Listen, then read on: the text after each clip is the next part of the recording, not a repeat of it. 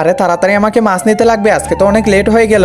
আরে ওই তো গাড়িটা চলে গেল, দূর আজকে মাছই নেওয়া হলো না, যাই এখন বাসায় যেতে লাগবে। আরে কি হলো বৌমা, পাইলা না? না না চলে গেছে। ও আচ্ছা ঠিক আছে। আরে ওইগুলো আবার কি? ওইগুলো তো দেখি সজনা পাতা। মা ওইদিকে দেখো। আরে কি? আরে হ্যাঁ আমি বুঝতে পারছি। আচ্ছা ঠিক আছে, প্রথমে আমি সজনা পাতাগুলো পেরে নিব।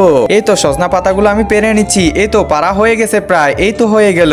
বৌমা তাড়াতাড়ি নিয়ে আসো। হ্যাঁ মা ঠিক আছে, এখনই নিয়ে যাইতেছি। প্রথমে সজনা পাতাগুলো ভালো করে ধুইতে লাগবে। এই তো ধুয়ে নিলাম। এবার সজনা পাতাগুলো ভালো করে ছড়াতে লাগবে। আমি কুচি কুচি করে কেটে দিচ্ছি। এরপর পেঁয়াজ মরিচ দিয়ে দিব। এই তো পেঁয়াজ মরিচ কাটা হয়ে গেছে। এবার কড়াইয়ের মধ্যে তেল দিয়ে দিব। একজন মা কতটা আপন হয়ে থাকে, যার মানেই তাকে জিজ্ঞাসা করে দেখো। তো দেখা যাক বন্ধুরা, এই মায়ের জন্য কে ভিডিওটিতে লাইক এন্ড সাবস্ক্রাইব করে। আর যারা মাকে ভালোবাসো না তারা ভিডিওটি থেকে দূরে থাকো। তার মধ্যে পেঁয়াজ মরিচ গুলো ভেজে নিব।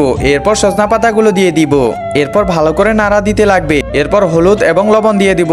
এরপর দিতে লাগবে ডিম। এই তো ডিম দিয়ে দিলাম। এরপর ভালো করে মিক্স করে নিই। এই তো হয়ে গেছে। মা খেয়ে দেখো তো কেমন করে। আরে এটা তো খুবই স্বাদ করতেছে রে রিমা, আসলেই তো এটা অনেক স্বাদ করতেছে।